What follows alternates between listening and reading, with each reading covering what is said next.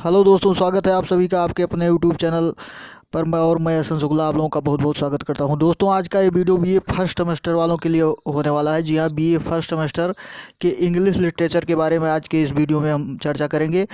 दोस्तों, आज के इस इम्पॉर्टेंट वीडियो में 50 एमसीक्यू टाइप के क्वेश्चन को कलेक्ट किया गया है, उनको इंक्लूड किया गया है। जी हाँ, 50 जो आप समझते हैं बहुविकल्पीय टाइप के प्रश्न होते हैं, उनको यहाँ पर आंसर के साथ समाहित किया गया है इस वीडियो में।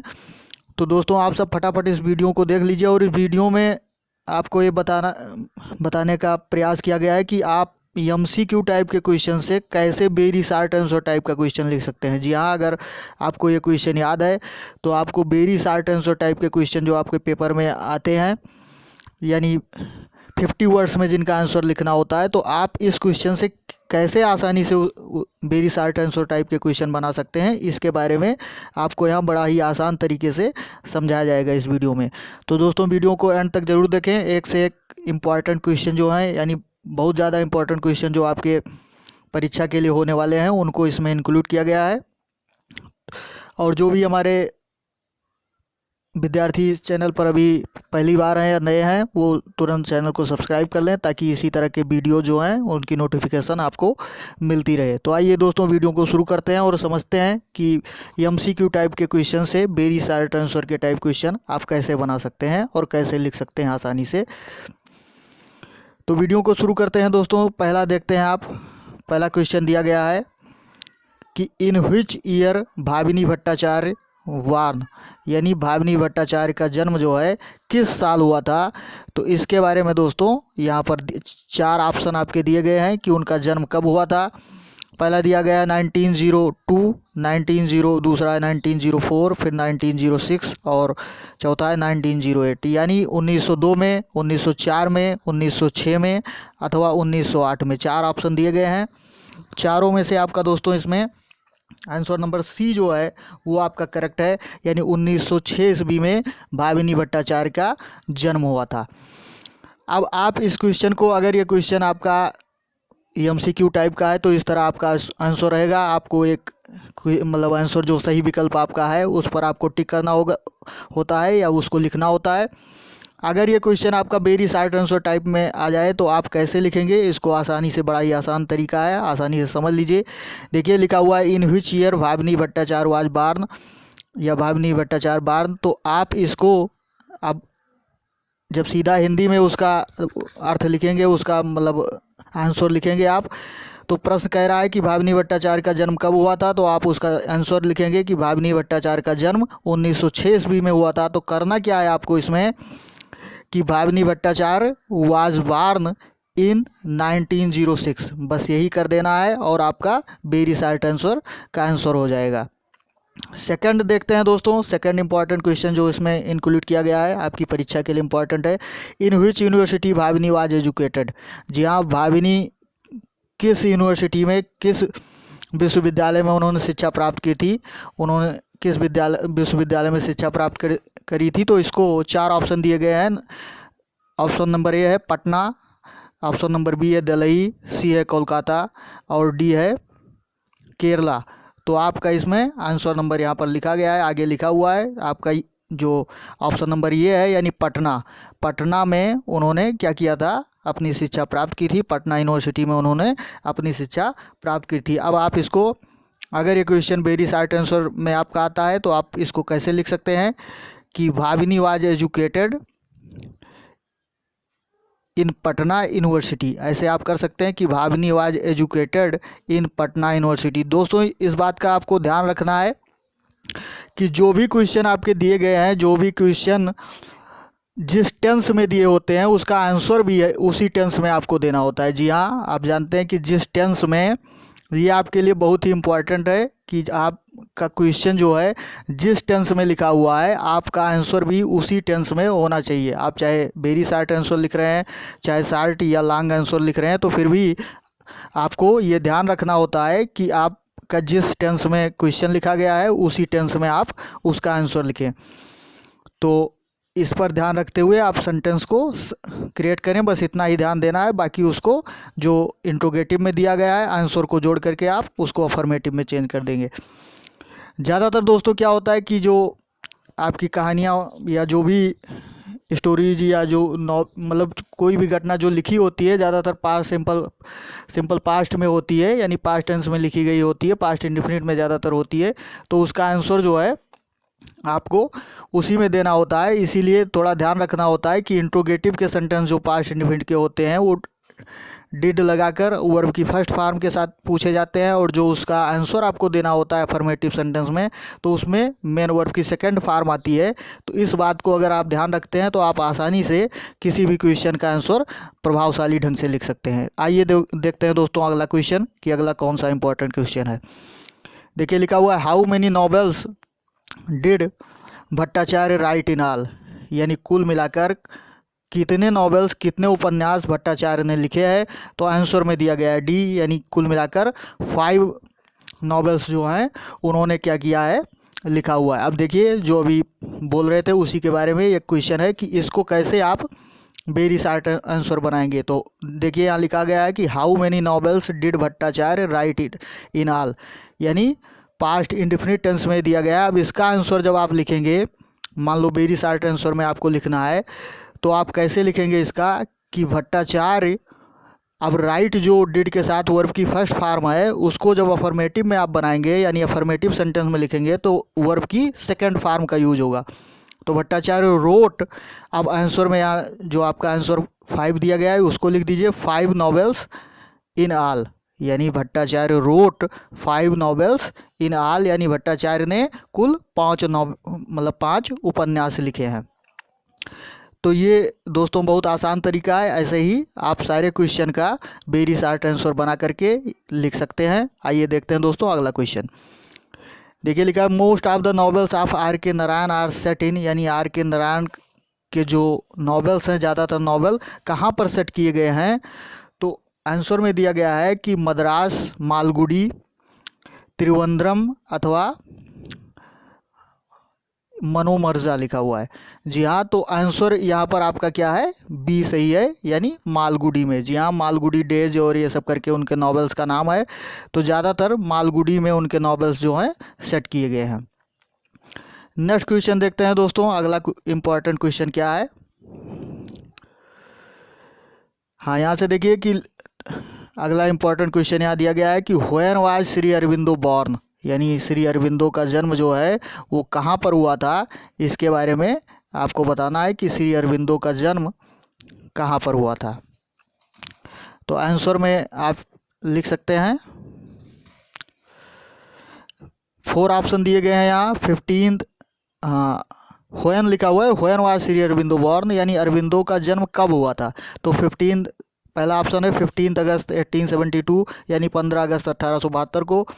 दूसरा ऑप्शन आपका है 12 मई 1872, हाँ 1872, यानी 12 मई 1872 को। तीसरा ऑप्शन आपका है 1 अप्रैल 1872, यानी 1 अप्रैल 1872 को। चौथा आपका है 16 जुलाई 1872, यानी 16 जुलाई 1872 को। तो आंसर में आपका दिया गया ए सही है।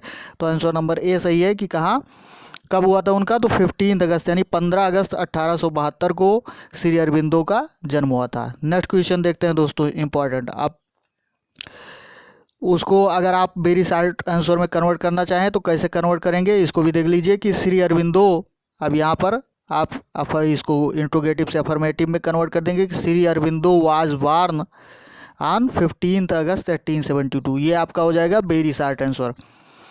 फिर देखते हैं दोस्तों अगला क्वेश्चन क्या है कि where did Sri Aurobindo studied for Indian civil service, यानी भारतीय सिविल सर्विस के लिए, सिविल सेवा के लिए उन्होंने क्या किया था, कहाँ पर अध्ययन किया था। तो इसके बारे में आपको बताना है कौन से कॉलेज में वो पढ़े थे। तो यहाँ पर 4 ऑप्शन दिए गए हैं, Queen's College, University of London, King's College या नॉन ऑफ द अबव, यानी इनमें से कोई नहीं।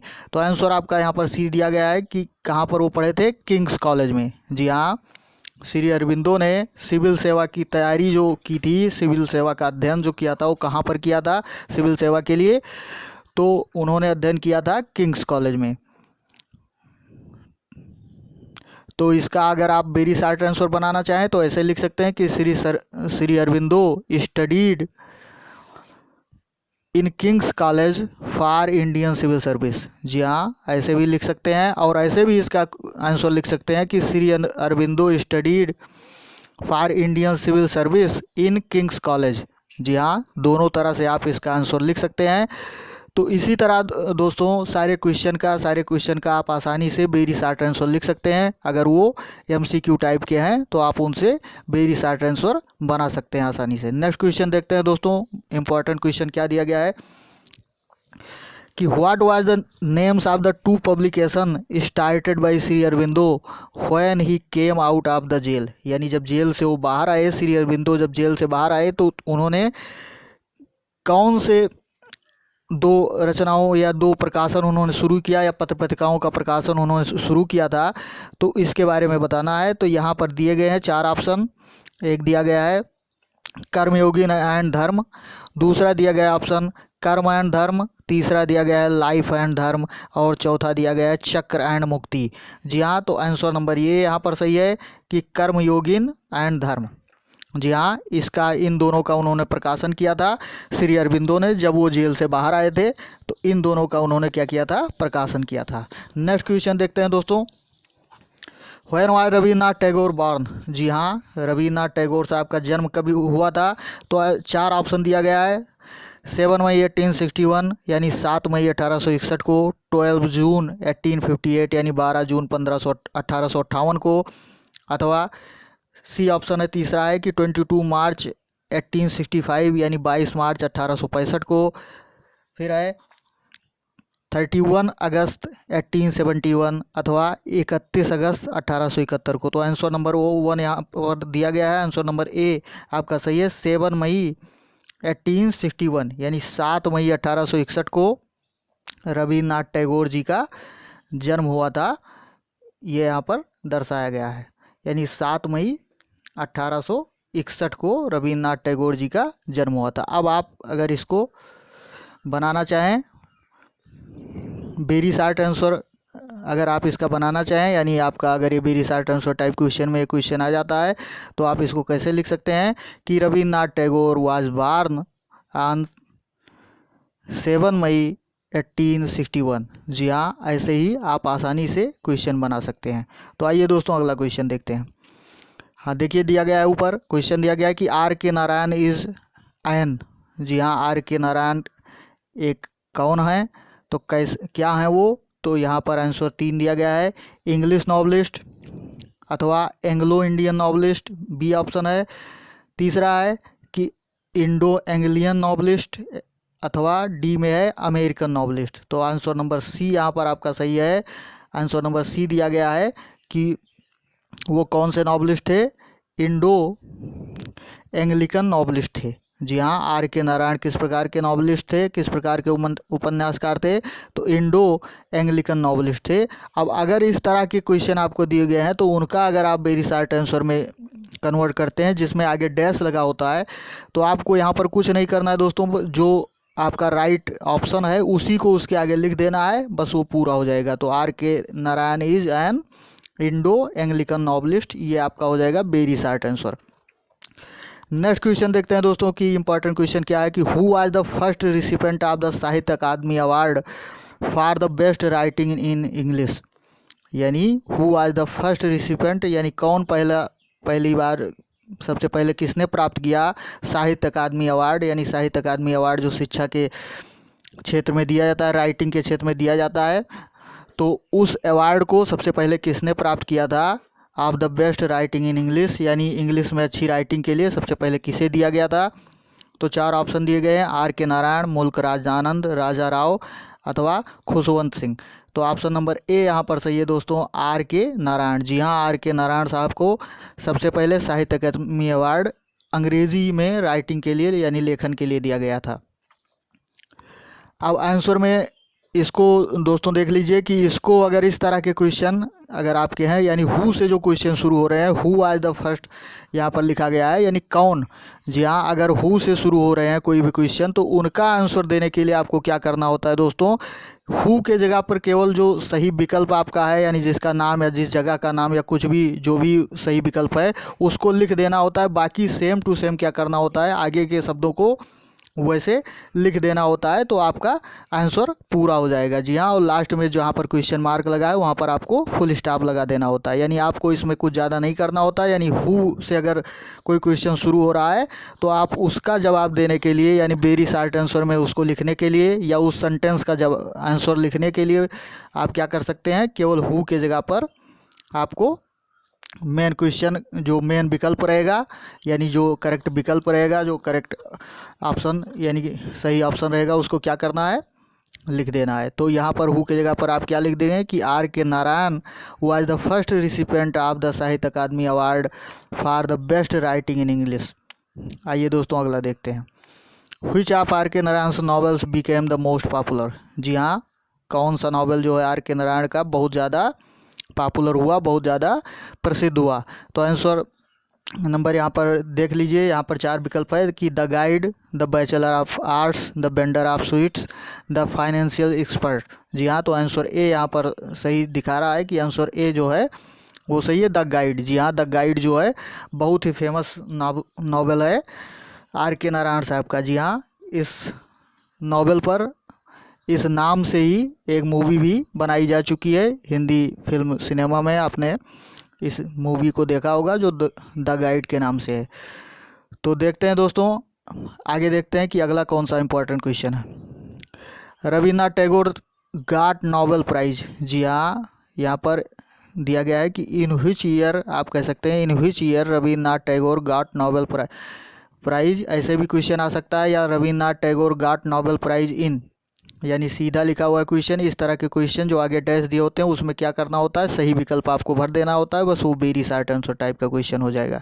तो Rabindranath Tagore got Nobel prize in, 4 विकल्प हैं, 1912 यानी 1912 में, 1913 यानी 1913 में, 1917 यानी 1917 में, या 1923 1923 में। तो आंसर नंबर बी बहुत ही इंपॉर्टेंट क्वेश्चन दोस्तों आपके लिए ये वाला क्वेश्चन है। आंसर नंबर बी क्या है कि 1913 यानी 1913 में रविन्द्रनाथ टैगोर साहब को क्या किया गया था, नोबेल प्राइज दिया गया था, यानी नोबेल पुरस्कार से नवाजा गया था। नोबेल पुरस्कार दोस्तों आप लोग जानते हैं कि इंटरनेशनल पुरस्कार है, कई क्षेत्रों 5-6 क्षेत्रों में दिया जाता है। साहित्य के क्षेत्र में, पत्रकारिता और शांति के क्षेत्र में, विज्ञान के क्षेत्र में, इन सब क्षेत्रों में दिया जाता है इसको। तो सबसे पहले जो नोबेल पुरस्कार आपको मतलब इंडिया में जिसको दिया गया था वो रविन्द्रनाथ टैगोर को दिया गया था, या यहाँ तक आप ये भी कह सकते हैं कि एशिया के सबसे पहले व्यक्ति थे। जी हाँ, एशिया महाद्वीप के सबसे पहले व्यक्ति जिनको नोबेल पुरस्कार प्रदान किया तो वो रविन्द्रनाथ टैगोर यानी गुरुदेव रविन्द्रनाथ टैगोर जी थे। साहित्य के क्षेत्र में इनको ये पुरस्कार मिला था दोस्तों। लिटरेचर के क्षेत्र में ये भी जाने रहिए किस क्षेत्र, ये भी क्वेश्चन आ सकता है कि किस क्षेत्र में इनको नोबेल पुरस्कार दिया गया, तो नोबेल पुरस्कार इनको साहित्य के क्षेत्र में दिया गया था। नेक्स्ट क्वेश्चन देखते हैं दोस्तों कौन सा इंपॉर्टेंट क्वेश्चन है। नेक्स्ट क्वेश्चन यहाँ पर दिया गया है कि मुल्क Raj Anand autobiographical novel is, यानी मुल्क राज आनंद का जो आत्मकथात्मक उपन्यास है वो कौन सा है। 4 ऑप्शन है, 7 summers, the untouchable, the coolie, none of these, यानी इनमें से कोई नहीं। यानी 3 ऑप्शन दिया गया है, 7 समर्स, द अनटचेबल और द कूली। तो तीनों या चारों ऑप्शन में से question number option number A आपका सही है यहाँ पर, 7 समर्स। जी हाँ, 7 समर्स जो है इसी ये नॉवेल जो है उनका एक आत्मकथात्मक नॉवेल है, उपन्यास है। जी हाँ, आत्मकथात्मक उपन्यास है जिसमें उन्होंने स्वयं के बारे में वर्णन किया है। तो नेक्स्ट क्वेश्चन देखते हैं दोस्तों कि what was Sarojini Naidu's original name. जी हाँ, सरोजनी नायडू का ओरिजिनल नेम क्या था। तो आंसर में दिया गया है, 4 ऑप्शन दिए गए हैं कि पद्मिनी गंगोपाध्याय, सरोजनी चट्टोपाध्याय, अपर्णा मुखोपाध्याय, अथवा option number D Sarojini Bandyopadhyay.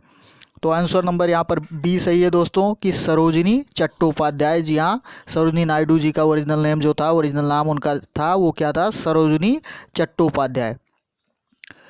अब देखते हैं दोस्तों क्वेश्चन नंबर अगला देखते हैं कि when was Sarojini Naidu born, यानी सरोजनी नायडू का जन्म कब हुआ था।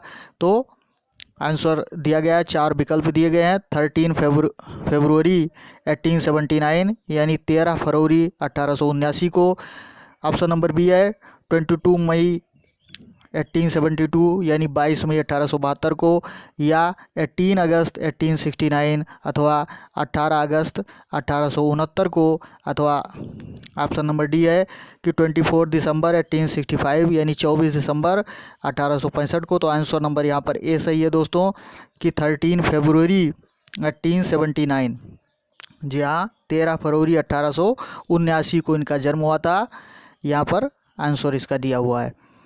अब ये इम्पोर्टेंट क्वेश्चन दोस्तों, अगला इम्पोर्टेंट क्वेश्चन देखते हैं कि अगला इम्पोर्टेंट क्वेश्चन क्या है।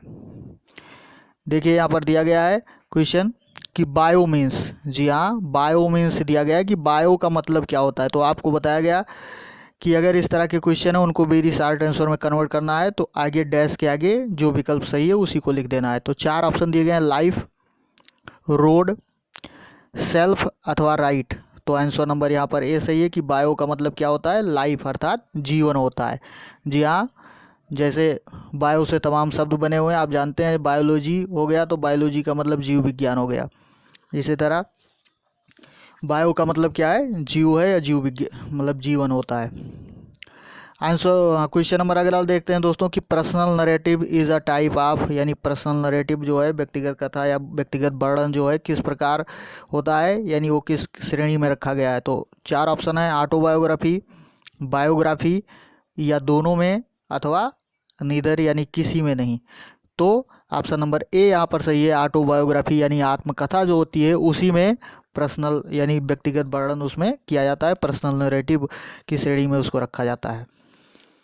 अगला क्वेश्चन देखते हैं दोस्तों, क्या दिया गया है कि the author is the subject, यानी आथर जो होता है, लेखक जो होता है वही सब्जेक्ट होता है। सब्जेक्ट का मतलब विषय या उद्देश्य या कर्ता होता है या जिसके बारे में वर्णन किया जाए। तो सब्जेक्ट को आथर किस में होता है, ऑटोबायोग्राफी में या बायोग्राफी में या बोथ में, दोनों में, अथवा नीदर ऑफ दीज या इनमें से किसी में नहीं। तो आंसर नंबर ए, इसके बारे में आप जानते हैं कि ऑटोबायोग्राफी क्या होती है, जिसकी हिंदी होती है आत्मकथा। तो आत्मकथा स्वयं के बारे में लिखी जाती है। बायोग्राफी का मतलब दोस्तों जीवनी होता है। जी हाँ, जीवनी जो दूसरों के जीवन के बारे में वर्णन किया जाए उसको जीवनी कहते हैं। नेक्स्ट क्वेश्चन देखते हैं दोस्तों, क्या है, short essay that details with a single subject or event, यानी जो छोटा निबंध होता है जिसका मतलब वर्णन जो है जिसके बारे में बताया जाता है सिंगल सब्जेक्ट आर इवेंट, यानी जिसमें केवल एक ही सब्जेक्ट अथवा घटना का वर्णन होता है, तो वो किस प्रकार का होता है। तो 4 ऑप्शन दिए गए हैं, autobiography, biography, memory, personal narrative. जी हाँ, तो इस प्रकार के एस्से को क्या कहते हैं, पर्सनल नरेटिव कहते हैं, यानी व्यक्तिगत कथा या व्यक्तिगत वर्णन के नाम से जानते हैं। अगला क्वेश्चन देखते हैं दोस्तों कि क्या दिया गया है, कौन सा मोस्ट इम्पॉर्टेंट क्वेश्चन है। हाँ, देखिए अगला क्वेश्चन यहाँ पर दिया गया है कि आ शॉर्ट स्टोरी मस्ट हैव, यानी शॉर्ट स्टोरी में क्या चीज़ ज़रूरी होता है, क्या चीज़ होना ज़रूरी होता है। तो 4 ऑप्शन दिए गए हैं, title, background, theme, all of these, यानी ये सारे। तो सबसे मेन जो होता है वो क्या होता है, आंसर में दिया गया है कि आंसर नंबर ए सही है, यानी विकल्प नंबर आपका जो है पहला विकल्प सही है। यानी जो शॉर्ट स्टोरी में मेन चीज़ होता है वो क्या होता है, टाइटल होता है, यानी शीर्षक होता है। नेक्स्ट क्वेश्चन देखते हैं दोस्तों कि before reading short story it is must to read first, यानी शॉर्ट स्टोरी पढ़ने से पहले क्या करना चाहिए, क्या ज़रूरी है पढ़ना। जी हाँ, शॉर्ट स्टोरी पढ़ने से पहले यानी लघु कथा या लघु कहानी जो है, कहानी पढ़ने से पहले क्या होता है, सबसे पहले आपको क्या पढ़ना ज़रूरी होता है। तो 4 ऑप्शन है, हिस्ट्री, समरी, इतिहास, सारांश, टाइटल, या ऑल ऑफ दीज, या ये सारे। तो सबसे इम्पोर्टेंट दोस्तों क्या होता है कि टाइटल, यानी कोई भी कहानी पढ़ने से पहले क्या ज़रूरी है कि आप उसका टाइटल देखें, उसका शीर्षक देखें कि उसका शीर्षक क्या है। नेक्स्ट क्वेश्चन देखते हैं दोस्तों, important question, the most important part of the story is, यानी स्टोरी का, कहानी का सबसे इम्पॉर्टेंट पार्ट क्या है, सबसे इम्पॉर्टेंट सबसे महत्वपूर्ण भाग क्या है। तो 4 ऑप्शन दिए गए हैं, थीम, लैंग्वेज, या दोनों, बोथ ए एंड बी, यानी दोनों, या नन ऑफ दीज, या इनमें से कोई नहीं। तो ऑप्शन नंबर यहाँ पर आंसर नंबर बी सही है दोस्तों कि लैंग्वेज। जी हाँ, सबसे ज़्यादा ज़रूरी क्या होता है, इम्पोर्टेंट पार्ट स्टोरी कहानी का क्या होता है, भाषा। जी हाँ, भाषा बहुत ही इम्पोर्टेंट चीज़ है। नेक्स्ट क्वेश्चन देखते हैं दोस्तों, शॉर्ट, यहाँ पर देखिए, short story is famous by its, short story अपने किसके लिए प्रसिद्ध होती है, किसके लिए प्रसिद्ध है? तो आप आंसर में देखिए 4 विकल्प दिए गए हैं, title, characters, language, all of these. जी हाँ, टाइटिल शीर्षक, कैरेक्टर्स यानी जो उसके पात्र होते हैं, लैंग्वेज यानी भाषा, और चौथा ऑप्शन है ऑल ऑफ दीज यानी ये सारे। तो यहाँ पर आंसर नंबर डी दिया गया है कि डी नंबर जो है वो आपका सही है कि स्टोरी के लिए, स्टोरी किस लिए फेमस। हाँ, तो स्टोरी किस लिए फेमस होती है दोस्तों? चार यानी 3 ऑप्शन दिए गए हैं, चौथा दिया गया है कि चौथा ऑप्शन आपका कि सारे, तो इसमें सब सही है, यानी ऑप्शन नंबर डी यहाँ पर आपका करेक्ट है। यानी टाइटिल भी ज़रूरी है, और हाँ, short stories famous by its, यानी शार्ट स्टोरी किसके द्वारा प्रसिद्ध होती है? तो टाइटिल यानी शीर्षक, कैरेक्टर, पात्र और लैंग्वेज यानी भाषा, यानी ये तीनों बहुत ही इंपॉर्टेंट है। तो चौथा इसमें आपका सही है।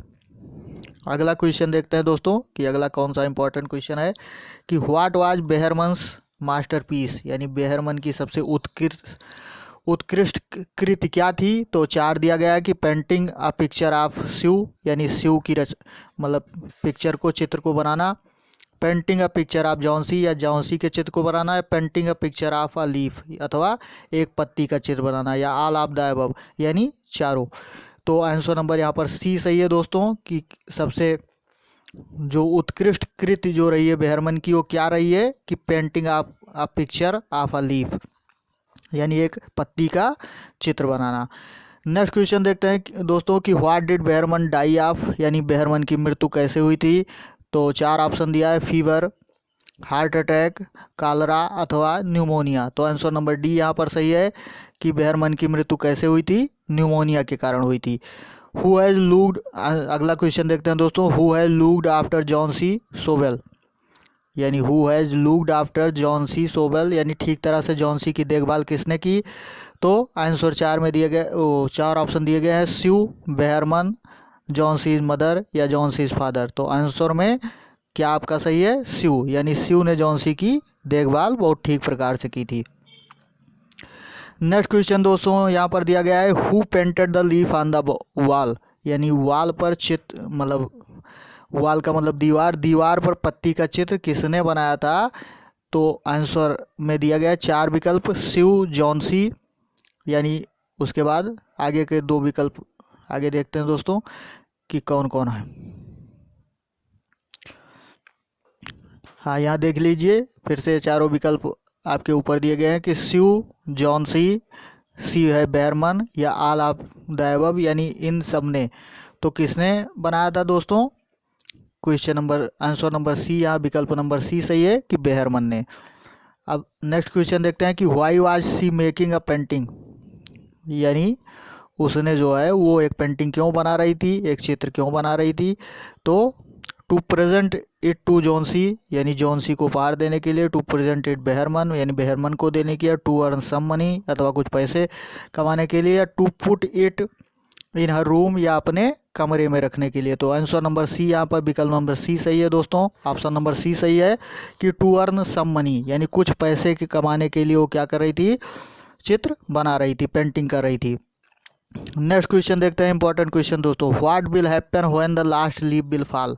जी हाँ, बहुत ही इंपॉर्टेंट क्वेश्चन है ये आपकी परीक्षा के लिए, आपके लिए बहुत ही महत्वपूर्ण है कि जब लास्ट लीफ यानी अंतिम पत्ती गिर जाती तो क्या होगा? जी हाँ, अंतिम पत्ती जब गिर जाएगी तो क्या होगा?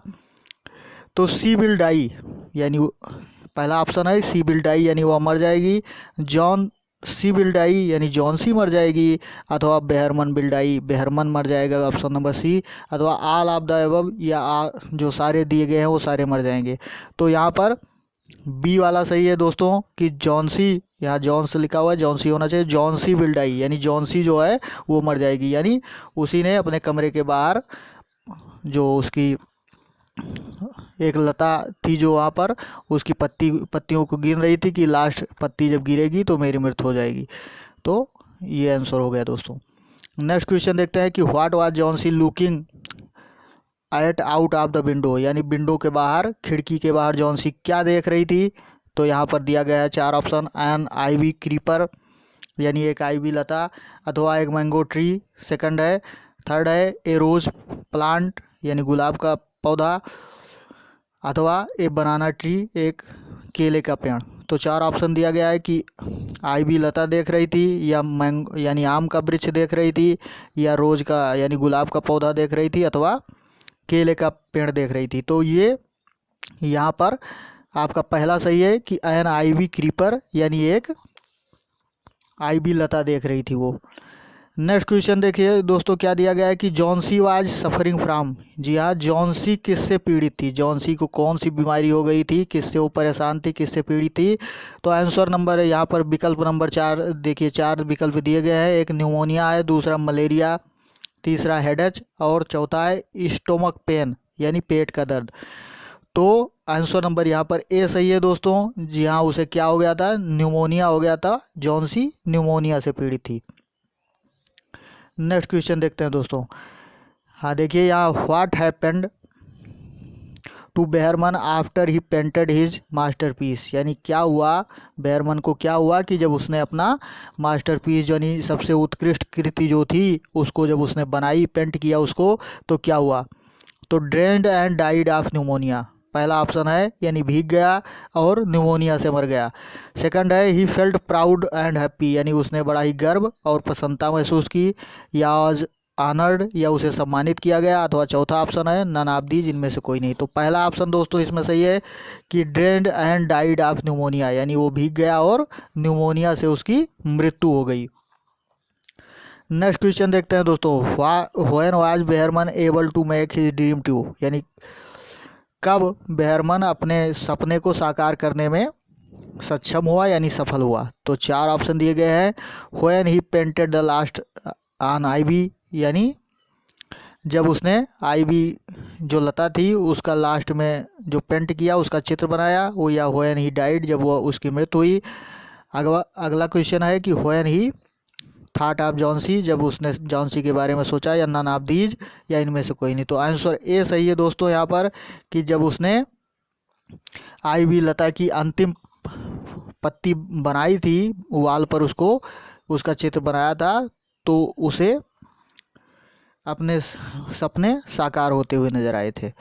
तो नेक्स्ट क्वेश्चन देखते हैं दोस्तों कि what misconception had Johnsy developed in her mind. जी हाँ, जॉन्सी ने अपने दिमाग में, अपने मन में कौन सी गलतफहमी को पैदा कर लिया था, उत्पन्न कर लिया था, तो इसके बारे में पूछ रहा है। तो देखिए कि 4 ऑप्शन दिए गए हैं। सी वाज ग्रेट, यानी वो महान थी। सी कैन नॉट बी क्योर्ड, यानी उसका ध्यान नहीं दिया जा सकता, यानी उसे सही नहीं कराया जा सकता। अथवा नेक्स्ट यहाँ पर ऑप्शन दिया गया है, 2 ऑप्शन उधर हो गए कि she would die with the fall of the last the leaf on the creeper. जी हाँ, जो अंतिम पंक्ति है उसके गिरने से उसकी मृत्यु हो जाएगी। तो ये वाला ऑप्शन सही है कि ऑल ऑफ द अबव, यानी सारे ऑप्शन सही है।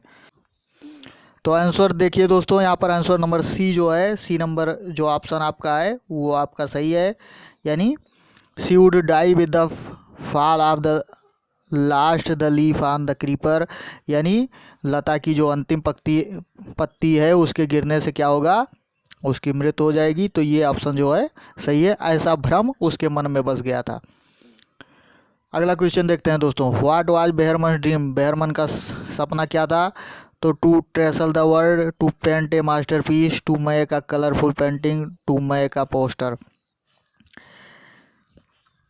तो ये 4 ऑप्शन दोस्तों दिए गए हैं। इसमें से जो दूसरा ऑप्शन है, यानी option number B, to paint a masterpiece, यानी बहुत ही उत्कृष्ट रचना करना, उसका चित्र बनाना, यही उसका जो था उसका मेन सपना था। तो ये आपका सही है। अगला क्वेश्चन देखते हैं दोस्तों, mention the reason for depression in teenagers. जी हाँ, टीनेजर्स जो होते हैं, टीनेजर का मतलब जिनकी आयु जो है 13 से लेकर 19 वर्ष के बीच में होती है, उनको टीनेजर्स कहा जाता है। तो टीनेजर्स का जो मेन रीज़न होता है डिप्रेशन में जाने का, यानी डिप्रेशन का मतलब बहुत ज़्यादा चिंतित खिन्न होने का, जो उनका मेन रीज़न, मेन कारण होता है वो क्या होता है, पीर प्रेशर, यानी बहुत ज़्यादा जो होता है दबाव में, या दबाव महसूस करना, या poor performance in the exam, या एग्ज़ाम में जो है अच्छा परफॉर्मेंस या प्रदर्शन ना कर पाने के कारण, अथवा inability to live up to parents expectation, या पेरेंट्स का जो एक्सपेक्टेशन होता है यानी पेरेंट्स की जो आशा होती है उसके हिसाब से वो सफल नहीं हो पाते, तो ये उनका डिप्रेशन है, अथवा ऑल ऑफ द अबव, या इनमें से सारा। तो इसका दोस्तों आंसर ऑप्शन नंबर डी सही है। यानी ये सारी बातें जो हैं वो टीनेजर्स यानी टीन एज के जो स्टूडेंट हैं उनको क्या करते हैं, डिप्रेशन में डाल देते हैं, यानी बहुत ही चिंतित या परेशान कर सकते हैं। नेक्स्ट क्वेश्चन देखते हैं दोस्तों। यहाँ लिखा गया है कि mention the reason for depression in teenagers. जी हाँ, वही क्वेश्चन जो अभी आपको दोहराया गया एक बार फिर से यहाँ रिपीट हुआ है। तो आंसर नंबर डी यानी ऑल ऑफ दीज, ये सारे जो ऊपर बताए गए वही सारे हैं। तो अगला क्वेश्चन देखते हैं कि according to the doctors what was the cure of her illness. Cure to her illness यानी उसकी बीमारी का मतलब जॉन्सी की बात हो ही रही है, तो जॉन्सी की बीमारी का डॉक्टर के अनुसार से क्या उसकी मतलब देखभाल थी, क्या सुरक्षा, क्या इलाज था। यानी डॉक्टर के अनुसार जॉन्सी की बीमारी का कौन सा या क्या इलाज था, तो इसके बारे में यहाँ पर 4 ऑप्शन दिए गए हैं कि मेडिसिन यानी दवाएं, स्ट्रांग मेडिसिन बहुत ही प्रभावशाली दवाएं, लव एंड केयर, या her own willingness to live. तो ऑप्शन नंबर डी यहाँ पर सही है कि her own willingness to live यानी जीवन के प्रति उसकी स्वयं की इच्छा जो है, यही जो है वो मेन उसका बीमारी का इलाज था, कि अगर उसको जीवन के प्रति जीवन जीने की इच्छा उसके मन में है तभी वो ठीक हो सकती है। नेक्स्ट देखते हैं दोस्तों, ऑन व्हाट हॉलीडे डज नेवराजमो। जी हाँ, नेवराजमो वॉलंटियर टू वर्क ऑन, यानी किस हॉलीडे से जो ये नेवराजियो थे इन्होंने अपना काम शुरू किया, किस छुट्टी से। तो आंसर 4 दिया गया है, वो 4 ऑप्शन दिया गया है, ईस्टर, क्रिसमस, पैसोवर या गुड फ्राइडे। तो ईस्टर से इन्होंने शुरू किया था, तो पहला ऑप्शन आपका यहाँ पर सही है कि ईस्टर आपका सही होगा। नेक्स्ट क्वेश्चन देखते हैं दोस्तों, व्हाट डू नेवी राजमो एंड पैरामोन हियर थ्रो द बेंट्स। यानी बेंट से उन्होंने जो झरोखे थे उससे उन्होंने इन दोनों ने यानी नेवी राजमियो या पैरामोन इन दोनों ने क्या सुना। तो ये carriage crash, children playing, church bells and carriage, या वॉइसेज। तो ऑप्शन नंबर सी यहाँ पर सही है दोस्तों कि चर्च की घंटी या कैरियस की जो घंटी मतलब आवाज़ थी उसको उन्हें सुनाई पड़ी।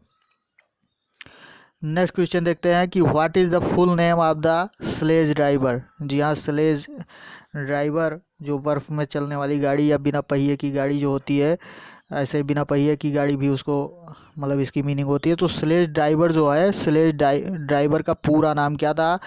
तो यहाँ पर दिया गया है कि लोना मालापो, या लोना सोलोख सोलोख हो, या लोना पोटापो।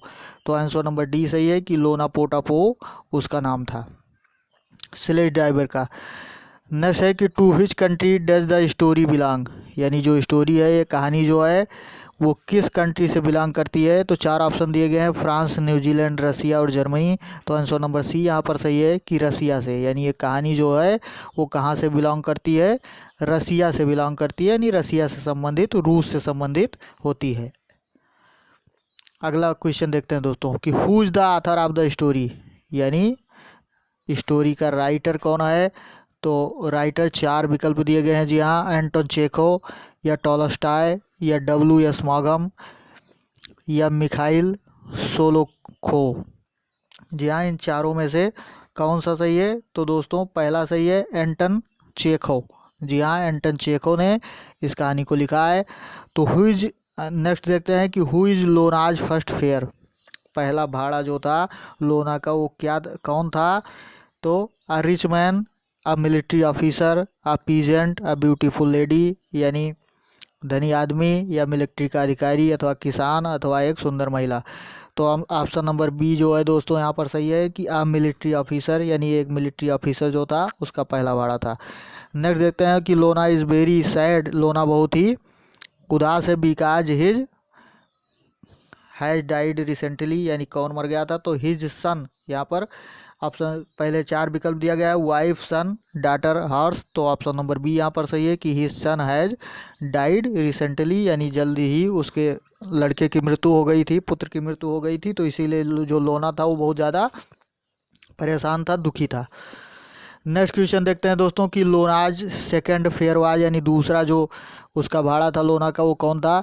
तो आप बिजनेसमैन, आप मिलिट्री ऑफिसर, 3 ऑबनॉक्सियस यंग मैन, यानी 3 शरारती युवा लोग, अथवा none of these.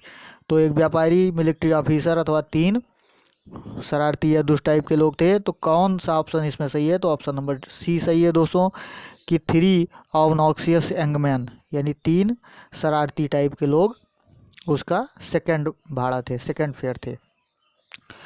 Next question देखते हैं दोस्तों, यहाँ पर क्या दिया गया है कि in the end Iona turns to share his grief, यानी अंतिम में लोना कहाँ पर अपने दुखों, यानी अपने दुख को किसको बताने के लिए, किसके साथ अपने दुख शेयर करने के लिए जाता है।